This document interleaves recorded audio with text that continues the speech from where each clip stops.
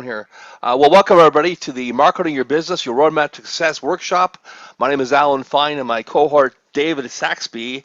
We're here to give you some great information. Let me just show you one thing also here. Yep. Today we're going to take the fear out of your online marketing. We're going to give you some great information. Please do me a favor and grab a piece of paper and a pen to take down notes. If you've ever hesitated to jump on an online marketing and also LinkedIn because you think it's too complicated, too costly, you won't want to pay for another thing you're not going to use for yourself, and I don't have anyone to help me afterwards if I have questions, we're here to help you today, and we're here to make this a great experience for you. We're going to have two Q&A sessions, one in the middle and one at the very end. So please make sure your questions are ready to go in the chat box. And as we do this, we'll either answer them in the chat box for you, or we'll just talk about the question you answered, and we'll answer it live online here. And then we'll put this replay on the LinkedIn event page at the very, very end once it's all done. Zoom done its thing on my computer, and I'll upload that afterwards. So, oh, there it goes. I'm gonna have to turn this whole thing off here for a second and go to this first slide and remove this thing here because it doesn't look like it's gonna stop. There it goes. Okay, so today the webinar is gonna go like this here. 2 minutes going to tell you who we are and why we're qualified to train you. 73 minutes of pure content. And the number one thing we hear from people on these is, I wished I would have started taking notes sooner. So 5 minutes at the very, very end, how we can help you, and then another Q&A session at the very, very end to answer all your questions. So please, once again, make sure you have your questions ready for yourself. So, who are we and why should we be able to train you? My name is, David Saxby is my cohort in this. He's the president and creative director of Spark Communications. David's been in marketing like basically forever, right? And he works with CEOs, professionals. He's been this for over 40 years. He's going to show you a lot of systems, a lot of features on LinkedIn. Let's make sure everybody is muted properly. Yeah. Mute all. Okay. And then ask to unmute yourself, David. Okay, there you go. And then we're going to, give you some great information from David and myself. And once again, David's going to go over systems and procedures like autoresponders. And David has this amazing program for analyzing all your marketing and going through the whole process. We got actually some prizes later on today also. That's David Saxby. And, for me, David, go ahead. Yeah. So Alan and I have worked together for a while now. We've known each other for quite some time. He's been in the digital marketing and website world for 25 years, and 13 years of that has been as a LinkedIn trainer. Basically, 9 of that as a LinkedIn lead generation expert. And he's going to share that information with you today, so you'll be more successful in your LinkedIn lead generation and be able to build your database. So once you've built your database, I'm going to talk about how you can use that database to attract paying customers. Perfect. So once again, Patty asked us, how do we get the workbooklet? You go on the event page. The workbooklet has a post on there. On the bottom right-hand side of that post on the workbooklet is a little expand the button to full screen. Once you do that, on the top right-hand side corner is a download button. You can download it to your computer for yourself. So go ahead, David. Yeah, well, we'll get started. Yeah. So first question I have for you is, how has your business changed? Maybe it's because of the 2018 dip in the market, or perhaps it's because of COVID. And one of the things that has happened to almost every business is they're Uberized. They literally have been in a situation where their business has changed, their industry has changed, their customers have changed. So what I'm going to talk about today is what I call the 5-step profit formula. And it begins with the foundation of your business. That's the right products, the right services, the right customers or target markets. And from there, how to generate more leads. So we're going to focus a little bit on all the different aspects of lead generation. And then Alan's going to talk specifically about LinkedIn. And then how do we create more conversions? And from that conversion, turn them into paying customers and more transactions. And last of all, more profits. I'm sure everyone on the call can appreciate getting more profit in their business these days.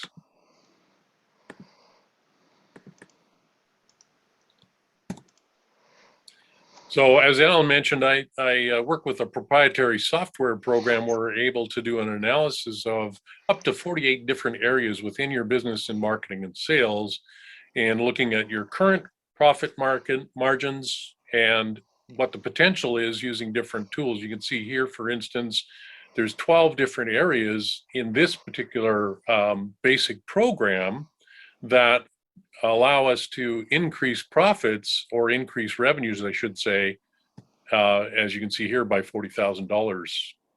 So again, with this software tool, it does an analysis of what's going on now and where the potential through using different marketing tools can substantially increase your profits.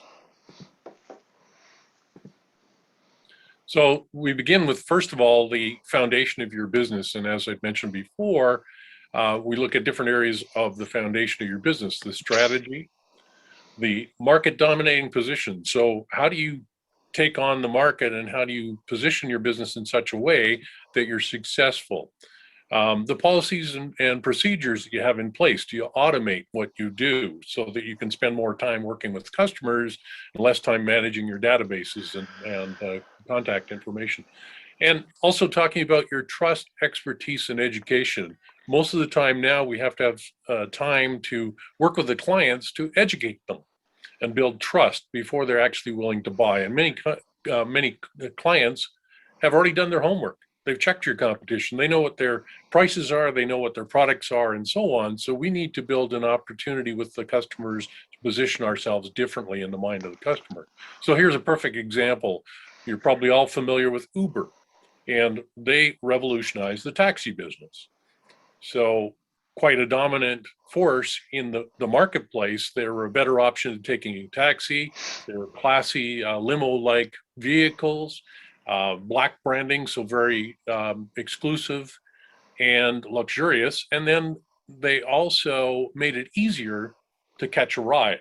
As many times, if the market's busy, especially in holiday times, it was difficult to find taxis.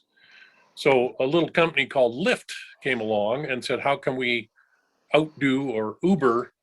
And basically what they did was they created a different brand, more of a fun approach to the brand, and created a different culture. And so the people that were attracted to that were different than many of the Uber customers. And they had bright pink cars with a fuzzy mustache on them. The rides could be shared with others, and they could actually sit up front and talk to the driver, whereas in the Uber cars you couldn't. And they also were positioned as fun, exciting, and interesting. So a totally different approach to the market, which actually helped them take a very big market share from Uber. So what they did was they created what we call a market dominating position, which is simply this: you have to have the right business strategy, you have to have the right marketing and sales strategy. Your brand has to be distinctive and stand out in the market, because your brand is your personality. Your brand delivers a message that attracts the right customers. We have to have the right message to the market, and we also have to have the right offer. And we'll talk a little bit about offer later. We need to deliver that message to the right media channels. And that doesn't mean just social media. That means the right media channels where our customers are. And we also have to deliver it at a time that's appropriate for the market, when the market is there and ready to buy. And here's what happens for most businesses when they're generating leads: is they look at the leads as a tactical thing versus strategic. So oftentimes what happens is businesses start doing this. They place ads, they send mailers, they do networking and trade shows, they build a follow-up system, they maybe start posting to social media. But the key is to be strategic. It's more about what you say and how you say it. In other words, the right message. is often more important than the marketing medium where you deliver that market message. So to generate more leads, social media is one tool, but do we have a referral program in place? So do we work with other people that we know in the industry, either suppliers or people who work in a parallel industry, and create referrals? Do we create joint ventures and alliances? So Alan and I are doing a joint venture. That's how we created this webinar. Do we do publicity and PR?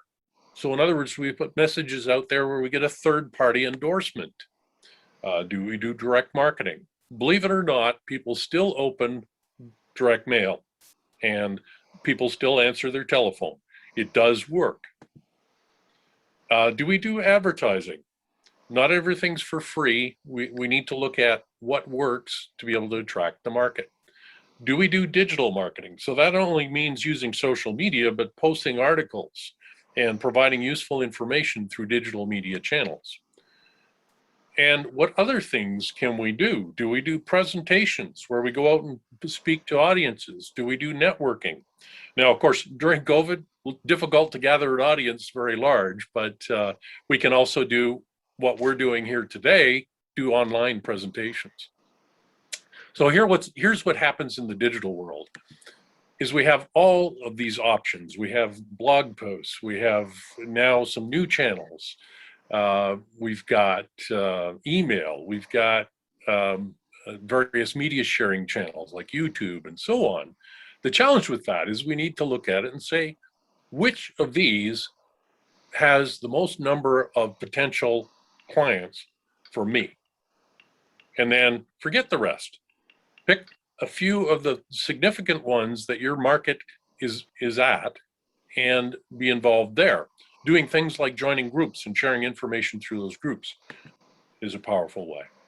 So here's what typically happens is businesses do a few things here and there, and then they say, well, it's just not working.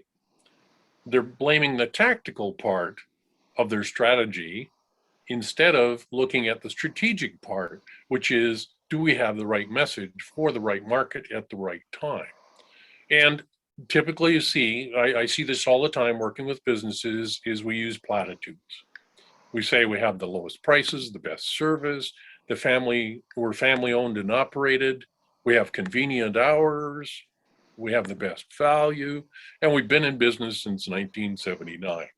The fact is, who cares? What they want to know or want to hear is, can you prove this? In other words, they've done their homework with your competition. Can you show them these things and convince them that you're the business to do business with?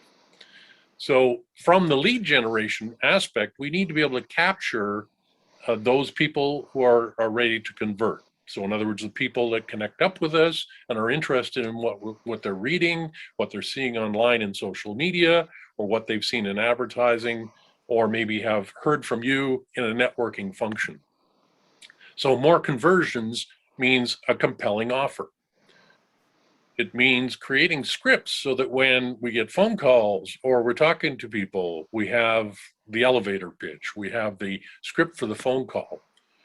And we need to have client information that is clear and helps us close that customer or that prospect. And do we have a follow-up process? So in other words, after we're finished connecting with the person for the first time, they may not be ready to buy. So we need to be able to have a method of being able to continue to communicate with them. And do we build drip campaigns? So a drip campaign, I'll talk about that a little later, is a way to continue the conversation with the customer with helpful and useful information. So once we've got the conversions happening, how do we create more transactions with existing customers? Well, that's probably having our sales team able to sell in a good process with the prospects. Second of all, it's booking appointments. So do we have a system to be able to book appointments with customers, or do we have to keep playing email and phone tag to be able to book our clients? Do we have additional products and services we can offer? Because one of the challenges is customers may buy one product and then they're gone. In some businesses, that could take several years to be able to create that transaction. And after that, the customer goes away. So what else can we offer them? Can we increase the frequency they buy? So if they're buying once a month, can we make it twice a month? Can we make it 3 times a month, and so on? Do you downsell? So if you get a customer that says, I just can't afford that, that's just way out of my budget, do you have a way of offering something perhaps at a lower price, but still has value to that customer? And can we reactivate former customers? I spend a great deal of my time speaking at conferences, and when conferences went away, I went back to connecting with customers I'd had in the past with other services that I provide, and brought several of them back on board, and they became paying clients again. So what about more profits? Well, one of the things is to cut costs. Many businesses now have services or products or things that they do that cost money that can help increase the profits if we can cut those costs. Do we bundle what we offer? So typically, take, for instance, somebody renovating a home, they go into a Home Depot or a home renovation store, you'll notice that, if you're doing painting, they'll have the tape, the brushes, and everything else with the same products that you would use to paint side by side. So you can offer bundles.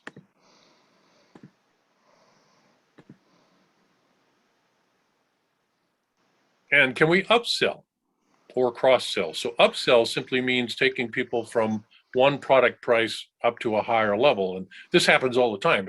If you bought a car recently, you'll go in and you'll see the fancy car with all of the bells and whistles sitting on the showroom floor, and it looks fabulous. And when you go in, you start talking about that car and you find out, oh, gee, that might be too much for me. So you go to the base model and they offer add-ons, whether it's special tires, special paint, and so on and so forth. So can we upsell? Or cross-sell is what else goes naturally with what we can offer? And can we increase the longevity of buying? So if we've got a customer we've worked with for a year, can we get them to continue to work with us over multiple years?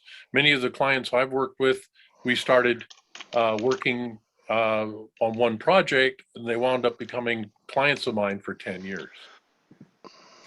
Can we increase our prices? One of the fears during this time, particularly during COVID or during these challenging times that we have now, is people are afraid that if they increase their price, the clients will go away. And in fact, sure, you lose one client, but many clients probably won't balk at an increased price. So the key to success for any marketing, for any business, is first of all, create a market dominating position, use what we call a conversion formula, and I'll explain that shortly. Create a compelling offer, and it has to be an informational offer, and I'll explain that. And then build a strategic marketing campaign. So think about strategy first before you do the tactical approach and select media. So when I work with clients in my coaching program, we focus on 8 strategies that help build that profit formula, the 5-step profit formula. First is to make the advertising and messaging that you deliver work. Second is to figure out how you can develop joint ventures and alliances. Third is to upsell and cross-sell to increase profits. Fourth is taking your products and increasing revenue from each customer by offering more value. And another one is working on downselling if you've got clients that can't afford what you're initially offering. And building a drip campaign. How do we build a drip campaign? And then many businesses, when times get tough, start discounting prices and giving a lot of services away. The question is, how can we maintain our pricing at a reasonable level, but offer something of value to increase the price with the customer? And then looking at unnecessary expenses and cutting costs. So what I'm going to do today is show you an example using 2 of those strategies and how we were able to help a professional practice increase revenues. So this is the conversion formula. And when you're looking at the messaging, whether it's an email, an advertising campaign, a post that you're doing, if you use this formula, chances are you're going to attract the customers. So the first one is you've got to interrupt what's going on in their head. Here's what happens is today we have so many messages coming at us from so many channels all the time, 24/7, 7 days a week. We need to be able to cut the clutter in the mind of the customer in such a way that the customer goes, hey, that's different. I didn't know about that. That's unique. That's something I haven't been offered before. Second part is how do we engage people? So the interrupt is generally talking about a problem that your customer has, a challenge they have. The engage says, here's an opportunity to solve that problem. Here's a way you can solve that problem. Then we talk about education. So that's not selling to the customer yet because they're not quite on board. How do we educate them? We provide them information that's helpful in making a decision. And I'm going to show some examples of that. And the last part is an offer. And the offer has to be so compelling and irresistible that the customer says to themselves, or the prospect says to themselves, why would I buy anywhere else? This seems to be the best opportunity, the best offer. So interrupt. Here's a good example. You know, what better time than right now to get braces because everybody's walking around with a mask. So that's going to catch people's attention. Simply a unique opportunity. So an information offer is different from an incentive offer. And typically a lot of businesses do an incentive offer. So an incentive offer goes like this. You know, it's buy one, get one free. It's a percentage discount. It's a gift with purchase, or it's a free service, like an estimate, an assessment, and so on. The challenge with this, or the disadvantage, is we're cutting prices and profitability. It's easy to comparison shop. And the challenge with that is that most businesses post their information online and even sometimes the pricing of what they offer. So it also only appeals to the buyers who are ready to buy right now. And it trains the customer to wait for the next incentive. So, and typically what happens on a lot of websites and a lot of information pieces that go out through various channels is people do the same thing. And professionals are extremely bad at doing this because they all have the same mindset around how they market to their customers. So that's simply call us, email us, book an appointment. And so they all do the same thing. Nothing unique and nothing that catches attention to say, gee, I want to talk to this person because they seem to have something different to offer than the other competitors.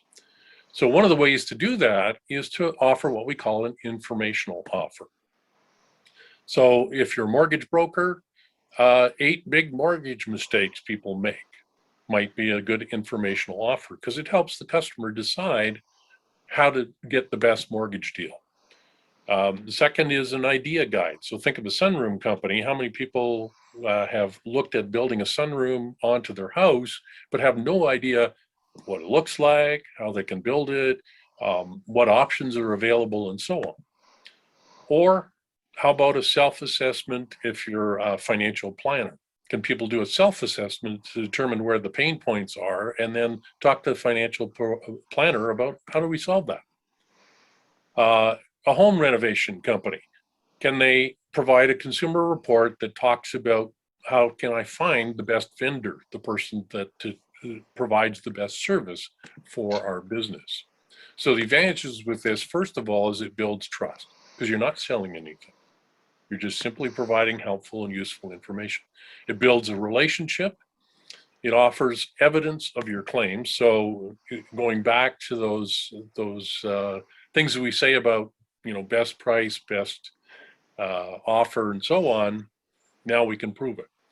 And it appeals to those future buyers, between 97 and 99% of the people who aren't going to buy right now.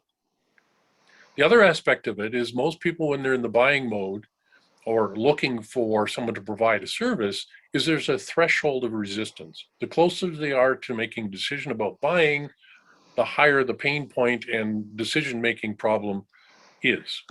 So what we want to do is we want to reverse that. And we want to be able to get people to buy at the time that they're interested in buying. So if we look at the number of people who are ready to buy, usually it's between about 1 to 3% of our market is ready to buy right now. They've seen your offer, they've seen your website, or they've found some information about you and they're ready to buy right now. But 7% aren't ready to buy until 30 days later. 30% maybe in the next 6 months, another 30% sometime in the next couple of years. And quite frankly, 30% will probably never buy from you. They're happy with their existing supplier, or they've found a solution and they don't need your services anymore. So that's the 97% of the market. Here's a question for you. Why are we in the dogfight for the 3% when there's that 97% out there that we could go after? And we'll show you some ways that you can do that. Think of a chiropractor. Typically, a chiropractor on their website says, give us a call. We do a free exam, schedule an appointment. But what if that chiropractor provided an informational offer that says, here's a free back pain report. Here's some new treatments and ideas on how you can solve that pain for yourself. And then if you need our help, come and visit us. Very low pain point for being able to get into a solution. So that means the threshold of resistance is very low. So we're going to talk about two strategies. First is that conversion formula and how do we make our advertising work. The second one is how do we produce a drip campaign that attracts customers and keeps them in the funnel until they're ready to buy. So here's an example of a psychiatrist who deals with parents with children who are out or having challenges. So very typical website for many people who are professionals, parenting advice and resources from Dr. John Smith. Well, that doesn't address the pain point. Not only that, he talks about 9 different areas of focus that he has. And he says, call us, book an appointment, and so on. He does have a video on there, and the script goes like this. Parenting advice and resources from Dr. John Smith. Greeting parents.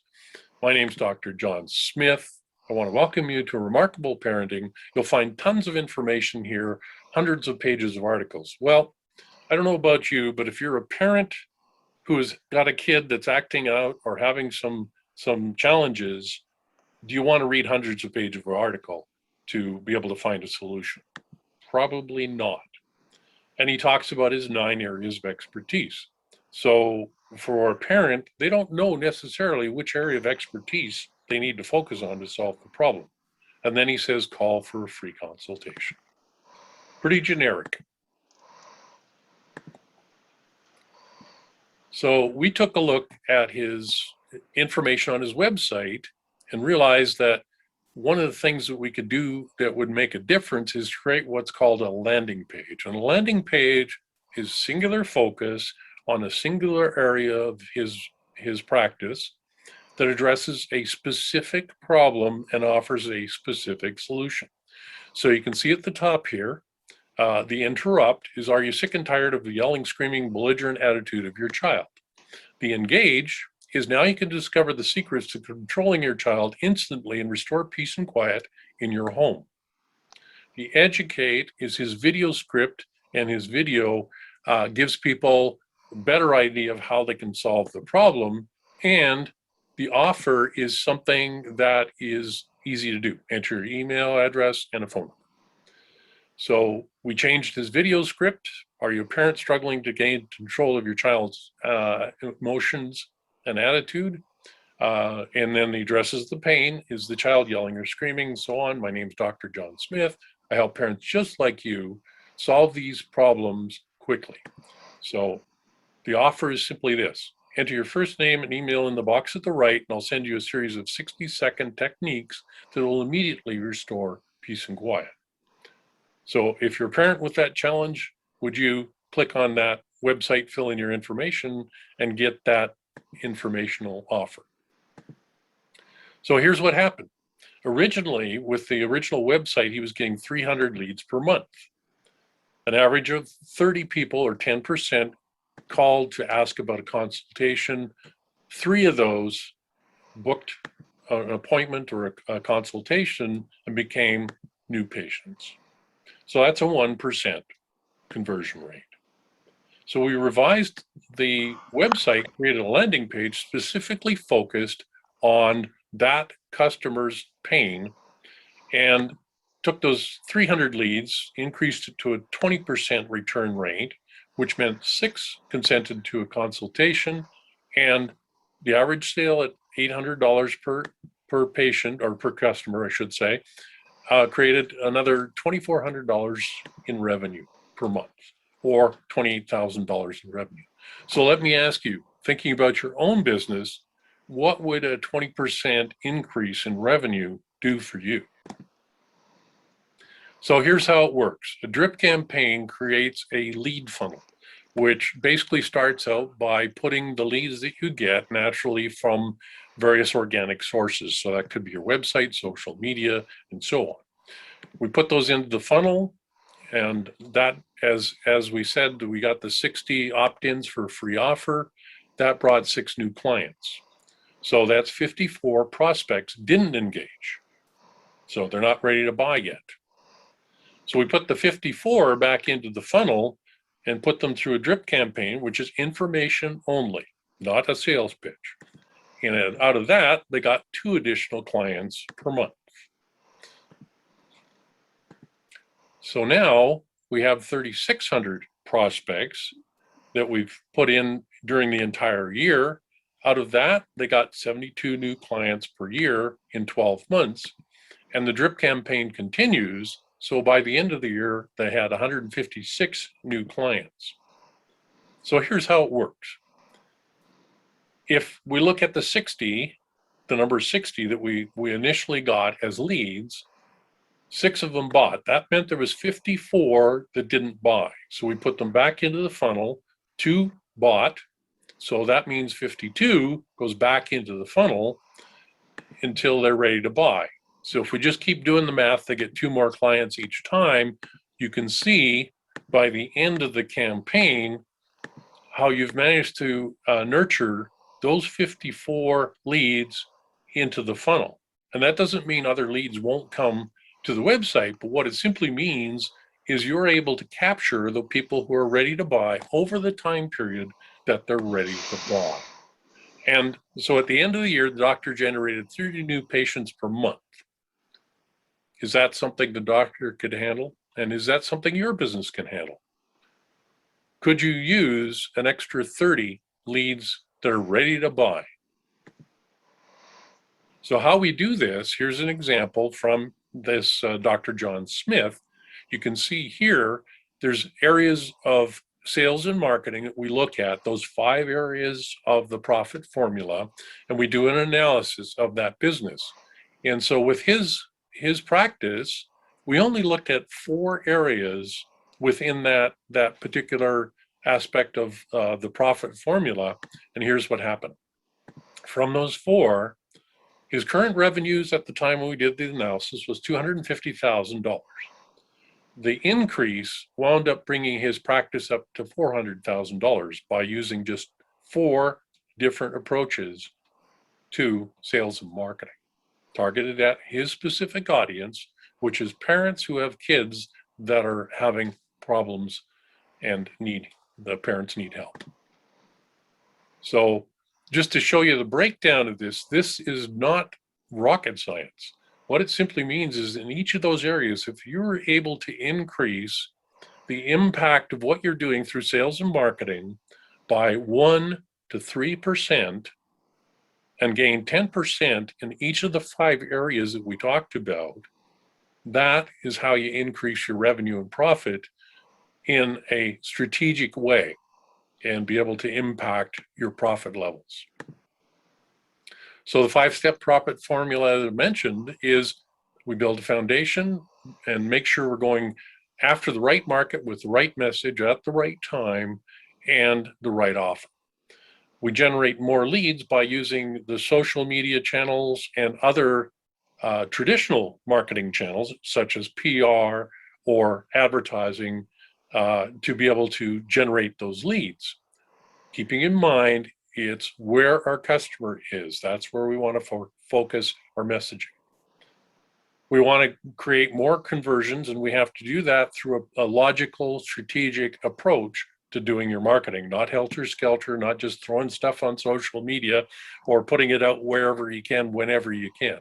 So we want to create more conversions, which then lead to more transactions. And that's by doing things like creating what we call a customer relationship management system, CRM, and also by training salespeople, or perhaps yourself if you're a solopreneur, training you in how you develop scripts such that when a customer calls you, you have the right message for the right time for the right market.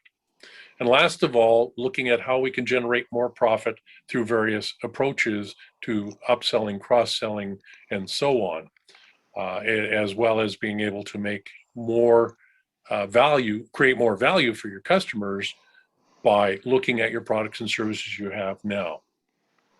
So that's basically what I do when I work with clients through our coaching practice and using the software tools we use. And so here's what I'm going to offer to you today is, first of all, the opportunity. If you're interested, we're going to do a draw. If you stay on this webinar till the end, we're going to do a draw after the webinar ends for one of you to be able to do the profit acceleration software that I mentioned, which is a value of $500 for the basic 12 areas of your focus in your sales and marketing. We're going to do a draw for that, and you'll get that opportunity to do that assessment for free. So Wow. At this point, let's open it up to questions and anything that I can help you with on the call here for 5 minutes. Yeah, anybody have any questions, put them in the chat box. They'll be happy to answer your questions on the content he just delivered. You know, David taught me the importance of having an autoresponder and how to put people from my list on LinkedIn into an email campaign.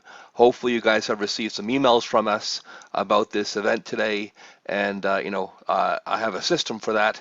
And, David is the one who got me to actually go ahead and do that, because I went through the process with him. It was pretty amazing and revealing what happened for my business alone. So how do you do an autoresponder on LinkedIn? Okay. Well, we'll get into LinkedIn in a moment. Yeah, we'll get to LinkedIn in a moment there, Patty. I'll be covering all that stuff. Anybody have any questions specifically on the content David just delivered? And we'll have another Q&A at the very, very end. Okay, so no one has any questions at all right now? Wow. I'm amazed. You're all really smart people. Well, then let's talk about LinkedIn then. So I want you to tell me in the chat box, how many of you, by just putting a yes or no in the chat box, how many of you think you're using LinkedIn properly for lead generation or marketing? Just type yes or no in the chat box. So we have no, no, no, no, no, no, no, no, no, no, yes. Oh, Mick Holloway says yes. Good job, Mick. Anybody else? No? Okay, well, that's my job here today, to educate you on LinkedIn, LinkedIn marketing, and how to use LinkedIn. So, once again, a little background on myself. I niched into LinkedIn 13 years ago. I even have this membership on LinkedIn. People talk about premium on LinkedIn. Well, premium only, Mick says, oh, hopo. Premium on LinkedIn only refers to any of the 4 paid for memberships on LinkedIn, which is career, business, sales navigator, or recruiter. And, it's really important to have a membership on LinkedIn if you're using it for lead generation or marketing, because LinkedIn has put in so many restrictions. If any of you have ever done a lot of prospecting on LinkedIn, you probably come up with that little window. They say you've looked at too many profiles, or restrict the number of profiles you can look at until the calendar month turns over to the new month. And on top of that, they have a lot more new restrictions. I'm sure many of you have seen that new one on LinkedIn where they said you can't send any more connection requests for the month. So LinkedIn started restricting people to 150 connection requests per week. So there's all these new things happening. LinkedIn's coming out with so many new features, creator mode, LinkedIn Live, and my goal today is to educate you on the basics of many of them. So, why did I niche into LinkedIn? A little history on LinkedIn itself. Was launched in 2003 by Reid Hoffman and Alan Blue and CEO Jeff Weiner, acquired by Microsoft in $26 billion in 2016. Imagine running a company and working your heart and soul into it for 13 years only, and then selling it for $26 billion. It locked me out after 9 in 2 weeks. Yeah. So LinkedIn has become very restrictive on what they can do. 870 million users as of April 2021. Now we're on May 2021. There are 10 million users have come on LinkedIn since that time. And obviously, because of COVID, a lot more people are on social media and on platforms like LinkedIn more than ever before. And that's why it's so important for you to become experts in LinkedIn, because if you can corner the market for yourself on LinkedIn, you can see unlimited lead generation from this platform. I used to spend probably $2,000 or $3,000 a month, every single month, on things like Facebook ads and Google AdWords and SEO and that kind of stuff. I stopped all of that 13 years ago when I niched into LinkedIn. And I probably saved myself $250,000 in those 13 years of just not spending out on LinkedIn. And every single week, my calendar is filled up with people and sales meetings, and I have more money in my bank account than I've ever had beforehand because of LinkedIn. Another thing also is that the average LinkedIn user earns more than $75,000 per year, where the average Facebook user is only $30,000 per year. And that's really important because, if you're doing marketing and lead generation on something, you want to know the people you're talking to can afford your services. So, people on LinkedIn can.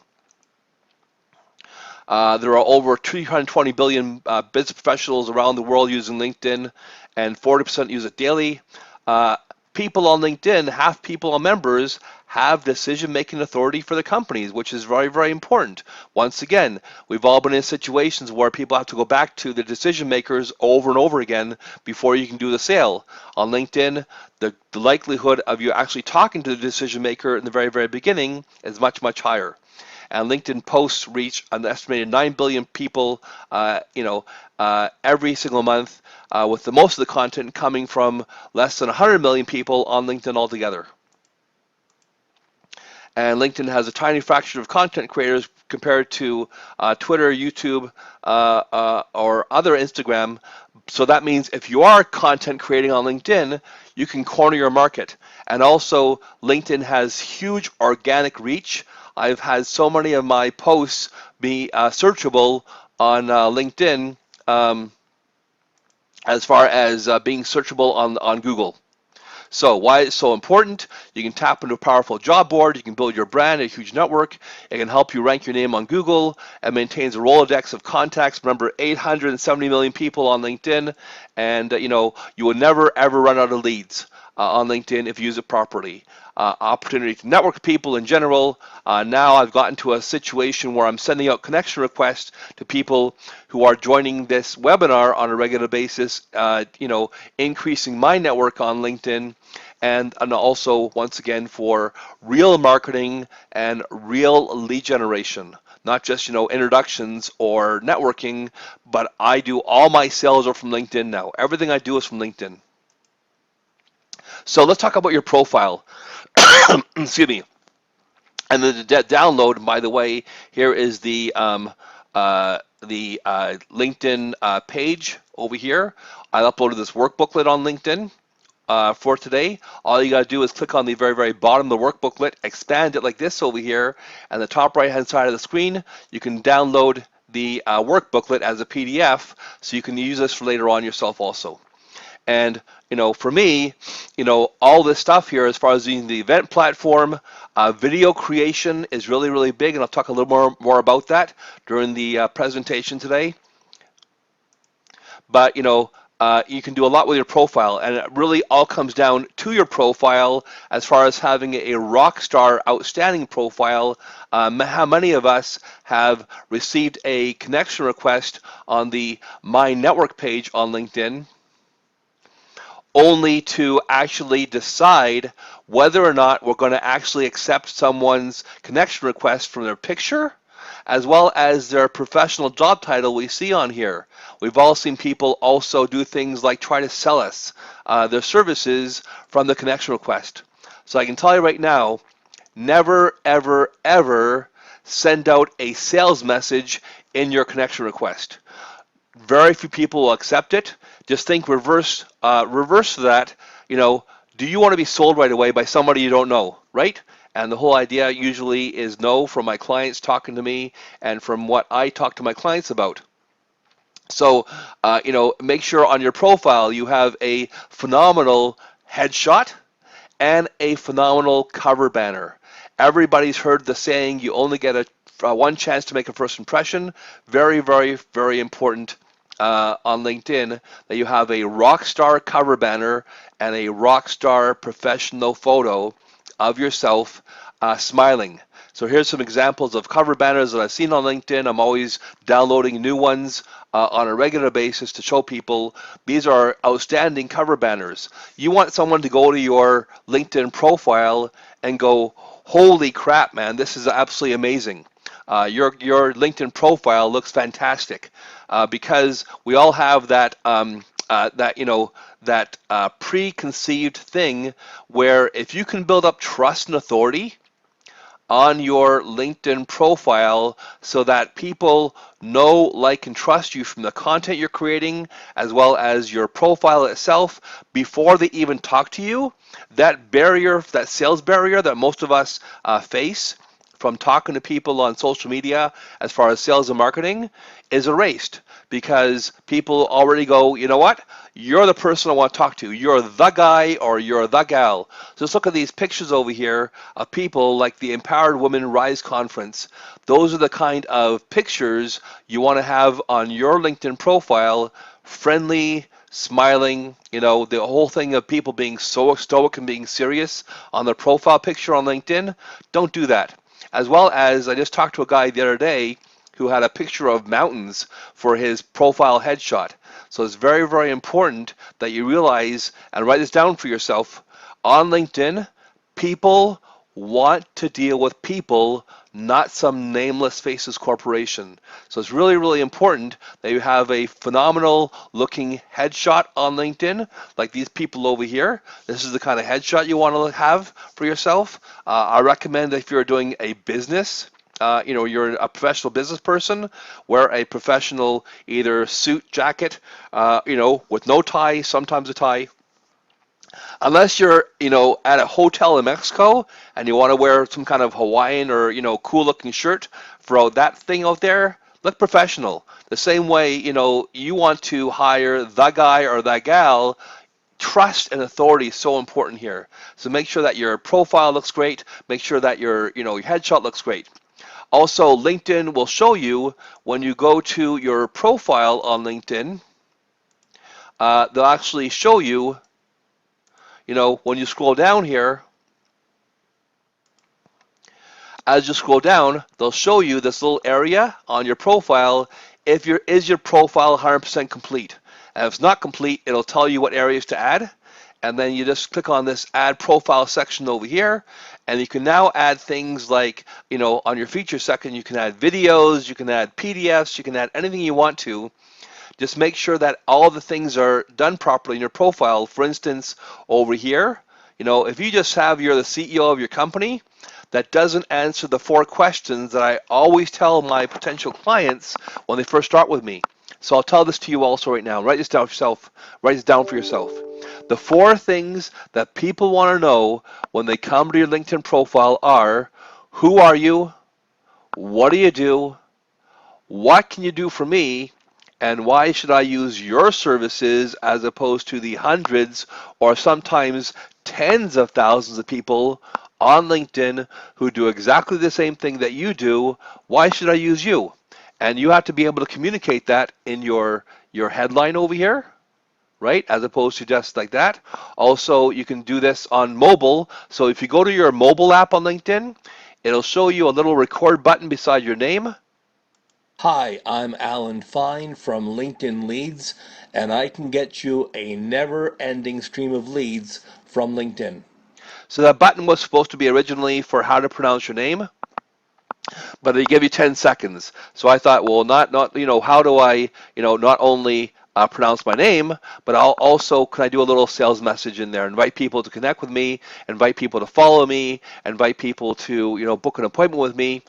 And then also things like, we've all seen people who, oh, I want to work with this guy.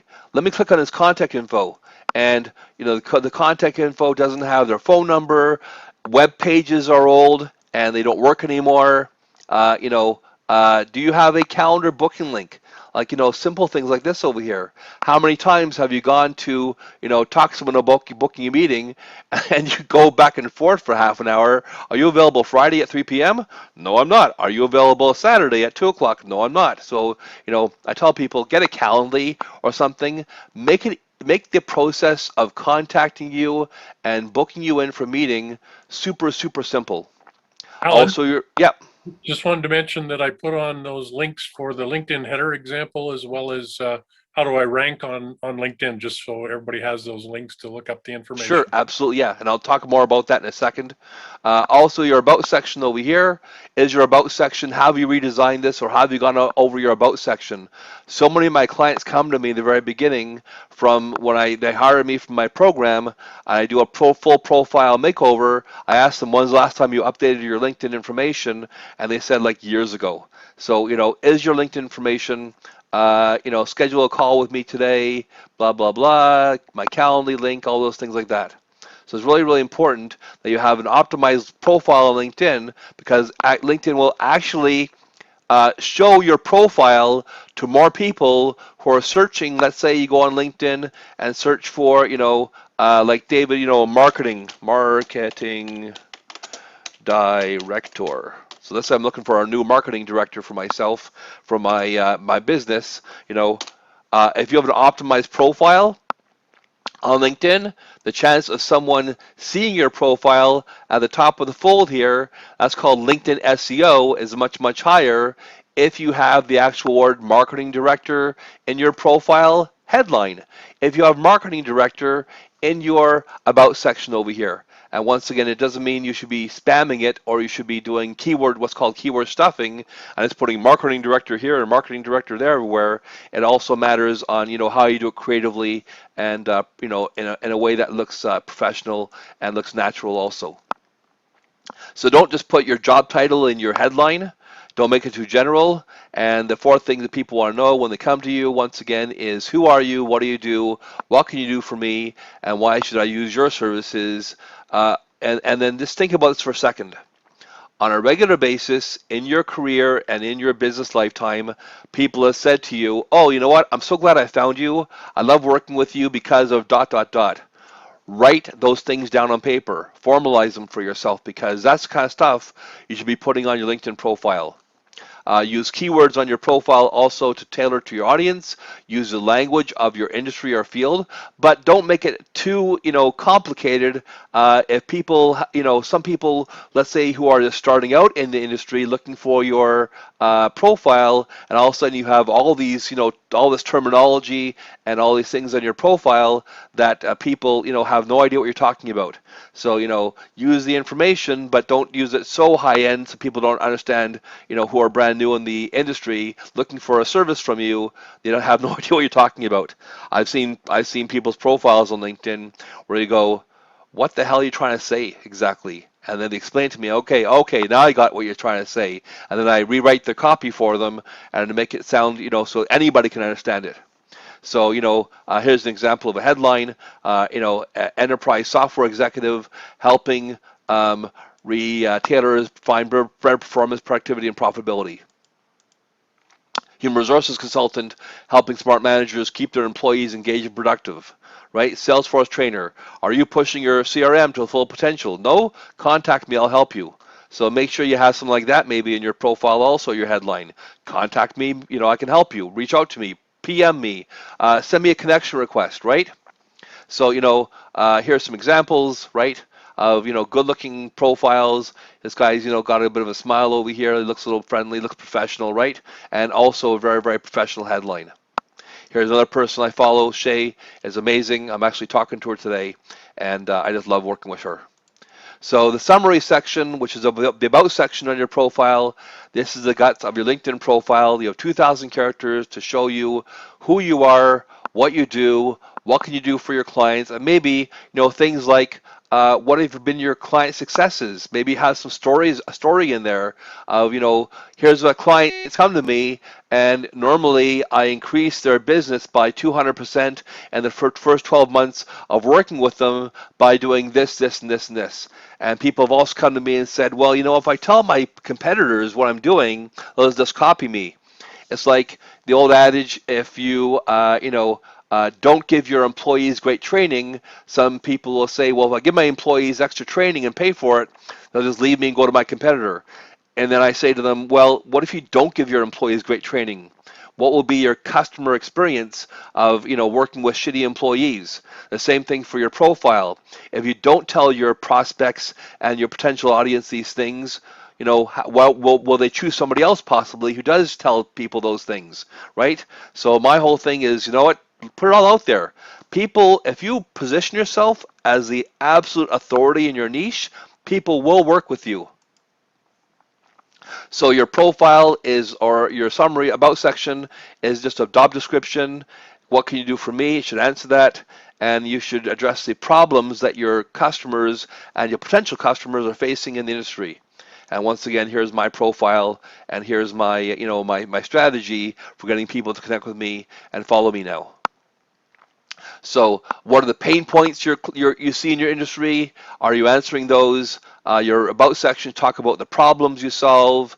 It must include the right keywords and terminology for your audience and industry.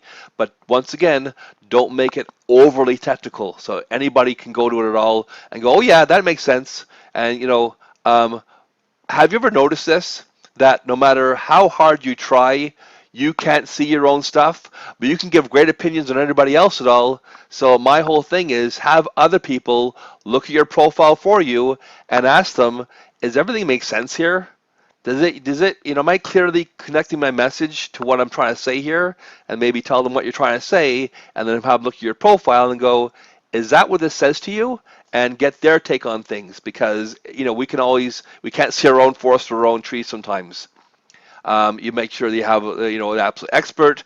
Maybe you can put PDFs in here. So on your profile, in your features section over here on LinkedIn, you can put all these things here that will make yourself look like the absolute expert, like PDFs, like videos. LinkedIn has a thing where you can only load up 10-minute videos on LinkedIn, but if you put a link in here to, let's say, a YouTube video, the video can be as long as you want it to be, as long as it's a link from YouTube or a third-party source, as opposed to just uploading the actual information onto LinkedIn from your computer. Demonstrate your passion and personality on your profile. Use the I word as opposed to we or us. And then David put the profile headlines into the chat box, and also, talking about the rich media on your profile. Turn your LinkedIn profile dull to dynamic by adding rich media. And once again, things I'm doing now. I just finished taking this, huge video creation course. Video, and I'll talk about this a little bit at the end, but I can tell you right now, video is absolutely key for you creating a dynamic profile on LinkedIn, as well as creating an inbound marketing strategy that can eventually outperform your outbound marketing strategy on LinkedIn. Here's an example of one of my videos I just did recently. Hope you guys can hear this. It's the most important lead generation and marketing tool out there, I believe, in 2021. If you think this video is valuable, first thing, let's start with the basics. The menu bar. Where is it? What does it do? The first thing we'll look at is home, which takes you to the LinkedIn feed, where you can find all the new posts that are happening on LinkedIn. So I'm getting more and more engagement on my videos as I create new videos, and LinkedIn starts showing more of my content to my audience. The way the LinkedIn algorithm works is if in the first 60 minutes of posting content on LinkedIn, you get tons of engagement, the next time you post something on LinkedIn, LinkedIn will show it to more of your total audience. So it's very, very important that you're creating these what I call cut style videos that I learned how to create for myself that are specifically made for the LinkedIn feed, which is basically the homepage here. And if you go through the the feed here, you'll see these types of videos here. More and more people are making them, and also I'm connected to a lot of more people on LinkedIn who are doing this kind of things because I'm in the groups and I'm on my masterminds. So on my LinkedIn feed, I see a lot more of this kind of stuff over here. And some of these videos are getting massive engagement. Imagine going onto LinkedIn and looking at your LinkedIn connection list and how many people are following you, right? Here's one guy I follow. So when I started following John back in February of 2020, he had about 20,000 connections. Now he has over 127,000 followers. So once again, what can you do on your LinkedIn profile and within LinkedIn to create a massive following that eventually um, uh, outperforms your outbound marketing by people coming to you and wanting to hire you and private messaging you or following you and commenting on your videos and saying, I want to hire you. Another way I do it also is I go to other people's videos and comment on them. And if I do that often enough, eventually I start a conversation with them. So that's another way of getting people to notice you on LinkedIn is by commenting on their rich media and commenting on their posts. And here's some information on that for yourself also here. So now another thing also is you can get and this is in the chat box also, your LinkedIn social selling dashboard, right? It's this is a tool that allows you to see at a moment's notice where you are on LinkedIn. And I just took my screenshot of this one the other day. I'm at 86 out of 100, which means I'm doing pretty well. I'm in the top 1% of my industry on my SSI score and top 2% in my network on LinkedIn for what I'm doing myself personally. Let's do what time it is here. Great. Okay. Also, for articles and posts, client asked me why is it important to be posting articles and posts on LinkedIn on a regular basis? Because once again, it shows that you are the absolute authority in your niche on LinkedIn. I recommend people post one article per week and 2 or 3 posts a week. I also comment on other people's articles and posts, especially if the person that you're commenting is in your target market. As far as you want to get on their radar, and that's my article writing link. I have an article writing formula. David just popped the chat in the chat box. How do you do this? So the first thing I do, because people often come to me and say, well, you know what, I have no idea what to write about. So the first thing I do is brainstorm with them on topics and ideas. You probably have so much content to share for yourself on LinkedIn. Just a matter of write down the our topics and ideas of things you can talk about, and then Google it.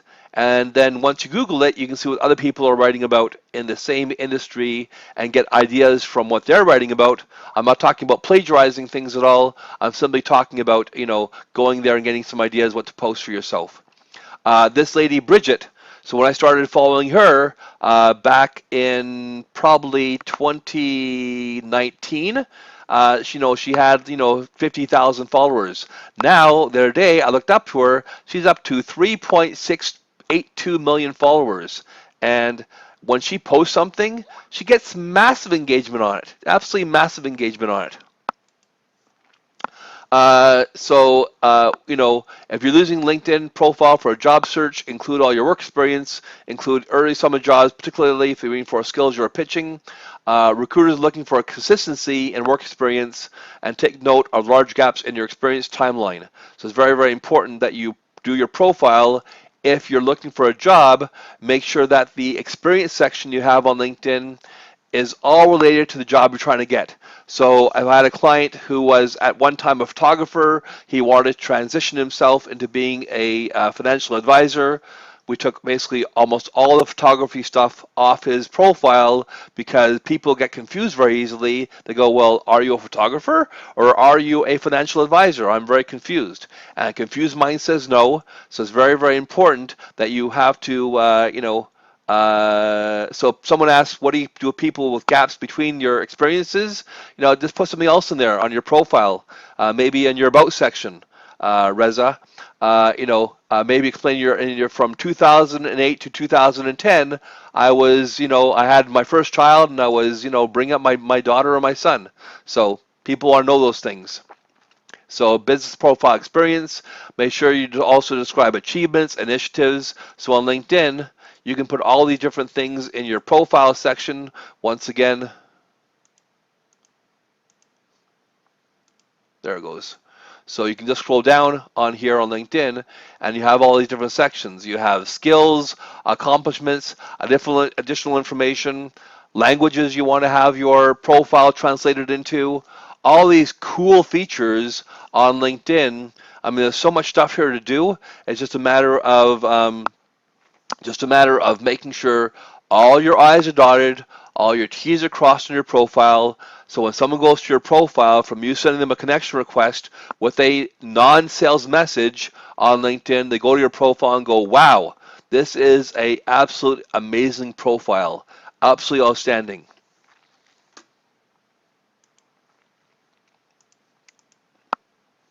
So here's my experience section on LinkedIn. Make sure that's filled out properly also.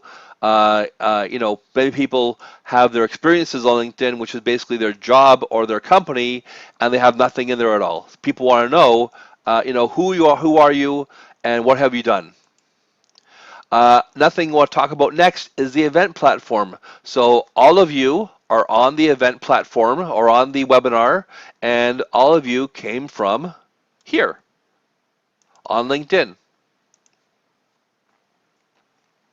So I've been using the event platform with David. The event platform came out in January of 2020. I started using it with David in October of 2020.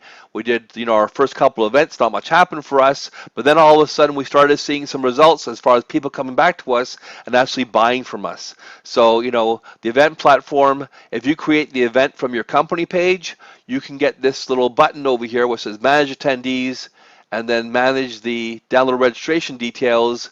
LinkedIn will provide you with a Excel file of not only people's names, but people's email addresses also. And I emailed many of you guys to come to this event today, and the people who didn't come to the event today, I'll email them the replay afterwards. Things to keep in mind. So Ankur asked things to keep in mind when posting content.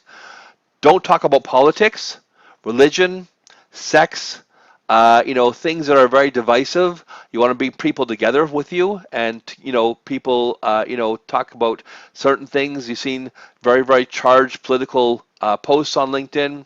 Don't do that. Stay away from those type of posts for yourself. Very, very important. So the event platform has so much to offer. As you can see, I put the workbooklet on there for the very first time on LinkedIn. I put posts on here.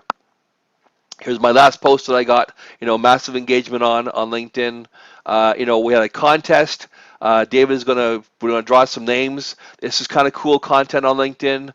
If people, I put a contest on here that people invite their connections on LinkedIn to my event. I will go on with them, and also I will show them how I do this little cool video like this over here. Laverne asked, what are the best times to post on LinkedIn? I like posting myself at 9 a.m. in the morning on my time. And that would be basically 9 a.m., I would say probably Monday to Thursday. I wouldn't post much on Friday because people are busy getting ready for the weekend, that kind of thing. A lot of people, if they're summertime, going out of town, are not seeing your content really. So I would say probably like 8 or 9 a.m. in the morning, and then make sure that you're getting your your following to comment, like, and talk about your post on LinkedIn within 60 minutes so the algorithm can notice that you're getting engagement. So, how do you create an event on LinkedIn? You go to your either the home button on LinkedIn and you go over here. Here's the feed on LinkedIn. You can go to events here, click on the plus button, and here's your event. If you do it from your home, your company page also, it will do it from a company page as well. And then make sure you have this little thing over here. Use a LinkedIn registration form as well as put your broadcast link over here as far as your sign up link like Zoom, whatever, and that way you can get people's email addresses and talk to them afterwards, hopefully. And then I want to talk about the hottest thing in 2021, which is, video marketing, video creation. So from people's posts on LinkedIn, I just copied a couple of these little screenshots. Look at the engagement people are getting on this. This is all on videos. 1,313 likes, 380 comments, 26,000 views. Next one, 1,600 comments, 1,600 likes, 531 comments, and 27,000 views. And I've seen people, with millions of views on their posts, on their videos on LinkedIn. Yeah, so what kind of video creation editor do you use or advice to create videos? I got a whole course for that. Anybody who wants to talk to me about my video creation promo product afterwards, there's a lot of pieces to the puzzle as far as green screens and microphones and video creation and how you cut the videos. So I said beforehand, I paid $5,000 for a whole video creation course, and now I train my clients on how to create these kind of videos on their LinkedIn profile to make sure they get this kind of engagement also. But just to let you know that video on LinkedIn is the most important thing to concentrate on in 2021 as far as the type of content you're creating on LinkedIn to get engagement. Whew! So, many of you, and David, you can chime in on here, many of you have, asked us at the very, very end that, they want help afterwards. So we put together this whole program for you to, help you with this. I'm going to go over briefly what we have, and, David, if you want to chime in here, I'll just go to the page here for anybody who wants to get some help on LinkedIn afterwards or from our program. We have a deal for you today of how we can save you tons of money as well as get your help from us one-on-one. So, David want to chime in here? Yeah, I've just put the post for the link up on the chat, as well as our contact information. So from my perspective, what I'm offering is, as I mentioned, the software analysis of your current marketing and the potential for generating profits. So we actually we look at 12 points within your focus of your marketing and sales, and then generate a report from that that gives you the actual output and numbers of what it will create. And then we also have a e-learning platform where you'll receive an email each week with some educational aspect of marketing, so that you can learn how to do a lot of the marketing on your own. And in conjunction with that, there's also an e-learning platform that you'll receive with e-learning videos, and again with different aspects of marketing. So normally that's a $2,000 offer for clients, and because you're here on this webinar today, Alan and I are doing a combined package. And so Alan, do you want to tell them a little bit about your part of the package? Yeah, perfect. And also, can you just pop my Calendly link into the chat box, please? So on my package program, I have a program where I'll redo your profile for you, new cover banner, we'll talk about your headshot, hopefully create a new headshot for you, and I'll Photoshop it for you. I'll do the copywriting on your whole profile for you as far as your headline, your about section, optimize your profile. We'll work on uploading content to your profile, reordering your skills, put on videos and images, and make your profile rock star. And then I'll do a 2-hour Zoom session with you and show you how to exactly tap into LinkedIn, where to go to, how to contact people. I'll give you scripts and what to say. I'll show you exactly, how to do everything. I'll record it for you and then give the video to you afterwards so you can watch it again and again. And then you'll have access to me on a regular basis afterwards if you have any questions about what we did as far as the video or I did in your profile. So, it's not just like a one-time thing, we're done. You can reach out to me when you want to afterwards and ask me questions about, things on LinkedIn. And then if you want to join me on my bigger programs, my website is linkedleads.ca. Yeah, it's in the chat there, Alan. Right. By the way, And can I you have my pop done for you your, program. Go yeah, ahead, can you David. pop your Calendly link in there? I don't have it in front of me, unfortunately. Sure, no problem at all. It's going to stop sharing my my screen for Yeah. a second. So just while you're doing that too, Alan, one of the things that I'll do with the offer is once a month we'll connect and I'll spend an hour with you talking about what you've learned through the e-learning platform and how you can apply it to your business. Cool. So let's open this up to anybody who wants to talk. Unmute yourself. We can let you guys unmute yourselves here if you want to. And yeah, unmute yourselves. Yeah, and talk to us. What questions you guys have about LinkedIn? I'll be happy to answer them for you right now. Anybody have any questions specifically on LinkedIn about the content I just shared with you right now? Unmute yourself if you want to talk or put the information in the chat box. And once again, I'll be very, very happy to, answer your questions on anything about LinkedIn stuff, about how to navigate LinkedIn or how to use things on LinkedIn. Go ahead. I do have a question. Yep. So when I'm doing ads and stuff for clients, is it okay to put it into the LinkedIn featured spot on there so that it's obviously advertising for them, but it's also showing work that I do? For sure. You can do that for your clients if they allow you to. So are you talking about using LinkedIn ads or just doing stuff on their profile? Okay. So Joanne, are you talking about using LinkedIn advertising or putting stuff on people's profiles? Putting stuff on either their profile or my profile as well. Right. Yeah, So you can do that. are you using it as a showcase for the work you do for clients? Is that what you're asking, Joanne? Yeah, like it. Yeah, it would show, what the work I am doing for them, but it's also showing, it's also giving advertisement to those companies as well. Yeah, Like I have that on my profile. Yeah, as long as they say it's okay, for sure. I've had clients. Yeah. Another great strategy I use, and I'll talk to you in a second, John. I saw you have a question.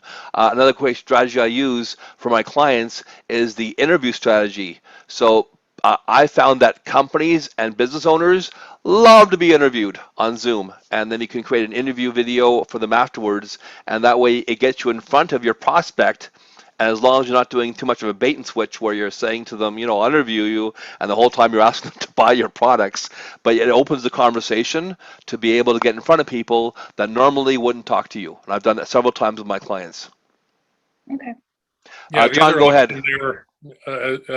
Joanne, the other option there too is to lead people back to either a website or a landing page where they can find out more about what you do and a showcase portfolio. There you go. Thank you. No problem, Joe. John, go ahead. So Alan, you and I have talked a bit about this before. My interest is always getting to a multitude of people in a particular corporate environment. Sure. So it's not so much to the individual, it's trying to get to a bunch of people. These are often team buys. Any thoughts and strategies in terms of reaching companies? I work in the healthcare space, as you know, just as a broad guide. Yeah, for sure. Absolutely. Yeah. So one strategy I use, and I'll just share my screen again for a second. Here we go. Here is my website. So this guy here, hopefully it'll pop up in 2 seconds. I found that Zoom really slows things down on my computer. So this guy over here, his name is John also, and he does a huge concrete construction show, and they just hired me for the 3rd year in a row. And for John, what we wanted to do was get, and here's an interview video where he talks about how he did $500,000 in sales in my program. But the strategy we used for him was if we wanted to penetrate a company, we would send out invitation requests to the people he wanted to talk to, like the CEO or the VP of marketing for the company. In this case, for the construction show, they wanted to penetrate the billion-dollar companies like Lafarge, BASF, Lehigh Hansen in the USA, and they wanted to get them as showcase exhibitors onto the show, which was like $100,000 for a high-level sponsorship position. And what we did was we sent connection requests to the CEO of the company, and they accepted. But then also we sent connection requests to the employees. And once the employees accepted, we sent messages to the employees on LinkedIn saying, hey, we're trying to get a hold of your CEO, but he's not getting back to me. Would you mind letting him know we're trying to talk to him on LinkedIn? And they started doing this, and all of a sudden the CEOs got back to this guy here saying, yeah, call the dogs off, man. I'll talk to you now. I've had 10 employees tell me that you're trying to talk to me on LinkedIn. So that actually worked really, really well. And once again, they closed, like I said, in the videos, like I think $450,000 in sales in only 4 months using that strategy. So the same thing for you. If you want to talk to people on LinkedIn and want to penetrate a company on LinkedIn, you can go and on LinkedIn here and search for a company. So here's BASF, and then you can go to all the 62,000 employees on LinkedIn. Then you can go and you can click on the all filtered button and go to second and third, and then scroll down here and go to, let's say, the CEO, and you can put other job titles into the search result here, and here's all the CEOs in the company here. So you can send them connection requests, with a nice connection message, but then once let's say I want to talk to, Chandan Sarkar, and so if I send him a connection request and either he didn't accept it or he didn't respond to me on my messages, I can send other people in the company a message saying, hey, I'm trying to talk to Chandan. Would you mind telling me I'm trying to talk to him on LinkedIn? And you can use that strategy. Actually worked very, very well for us. Okay, very good. The only limit being you've got 30,000 connections as a limit, right? A practical limit. Right, but looking at your LinkedIn connections on LinkedIn, how many of you have messaged them in the last year? Very few people tell me they've talked to their connections recently, which basically gives you another question is, when's the last time you cleaned your list on LinkedIn, right? Do you have people, for my thing on LinkedIn, I have a rule of 3. And any connection I have on LinkedIn, will they A, be my client, B, send clients to me, or C, will I do something else with them on LinkedIn outside of what I normally do? If they're not in that category, or if I send a message to them and they give me some snarky answer, gone. All you got to do is go to them on LinkedIn and click on the More button beside their name and then disconnect from them. And then you can add other people on your connection list. So if I go to, let's say, Jimmy Diggs over here, and if I've sent Jimmy a message, as I usually message my entire list at least once a year on LinkedIn, I click on More and go Remove Connection. Yeah, Alan, Your list. you and I have talked about this. I've gone through my list and found people who died several years ago and people who were retired. And so looking at the list, I'm going, oh my God, should take those out. Yeah, exactly. Also, David and I are going to send you an email after this with a profile makeover we saw in the PDF, as well as Spark Innovative Marketing Strategies ebook for staying to the very, very end over here. We want to thank you so much. Anybody have any questions? Well. I have a couple questions. Yeah, Patty. Number one. Yeah, go ahead. Okay. I'm trying to get involved in LinkedIn and trying to do all the marketing, everything on. I'm so confused and so lost and just. Yep. But I made a business page because everybody said you had to do that. Yep. And then they said, no, you post everything on your personal page. So what do you use the business page for? Yeah, you can post same content on the business page, and that's another thing on LinkedIn. LinkedIn's business pages don't get a lot of engagement, but it's one of those things where you go to someone's profile and you go to their profile page on LinkedIn. I'll share my screen again for a second, and you go to their profile page, and if this little graphic over here beside my company linked leads is all grayed out, or I click onto it and it doesn't go anywhere at all, like if it doesn't go to my company page, for me, it's one of those things where it's like, well, I hope you have a company page. I hope you have a website for yourself. I hope you have these things because it simply shows you're professional, right? It's like, do you want to hire someone or hire a company that has a website, right? So Right. while you don't get a lot of engagement on it, it's one of those things where you should have it because people expect it. Okay, so that should go, when you click on that, it should go to your business page and then your website. And then then on the business page over here, you should have a visit website link over here to go to your website. Oh, okay. I don't have that on there. I don't Yeah. think. I'll have to look at how I put that on there then. Yeah, I'd be very, very happy to help you afterwards if you want my help. Oh, okay. Thank Alan, you. And then I have another question. Yeah, go ahead, Patty. When you were just talking about, I never thought about that, how to message your entire list. Yep. Is there a way to do it without going to each individual person? Can you, or do you have to go to each, you can't go to each individual person? Yeah, so, there's some automation you can use out there. There's probably 50, 60 different automation platforms out there. You got to be careful, though, and I do consult with my clients because if you use the wrong kind of automation, you can get your profile either temporarily or permanently suspended from LinkedIn because LinkedIn become so so restrictive now of what you can do, what you can't do on there anymore. You gotta be very, very careful. So when people hire me, from in my life, and you guys have probably seen this also, sometimes just hire someone to do it. I don't fix my car. I don't fix my air conditioner. I'm not an expert in those things. I've always done very, very well at hiring outside consultants for either a large portion or a small portion to teach me something that I want to learn in 2 seconds, because otherwise the learning curve, as you know, on LinkedIn can be huge. Right. Yeah. And I was asking too, I'm almost to 500 connections finally. Yep. But a couple months ago, when I was trying to make second connections, first connections, literally in a week and a half, I did 9 connections. And I mean, that was the first 9 connections I had done. Yeah. And I got a thing from LinkedIn telling me I was a pirate player and I wasn't allowed to do anymore. Yeah. Are you on a free or paid membership? It was a free membership. Yeah, that's why. So LinkedIn, once again, has become very, very restrictive. That's why I tell all my clients, at least buy the career membership and pay like 30, 40 bucks a month for it, because otherwise you'll hit the LinkedIn restrictions and the LinkedIn limits very quickly. Alan, there's somebody named Tab has raised their hand. Yep, go ahead. Tab, would you like to unmute and ask your question?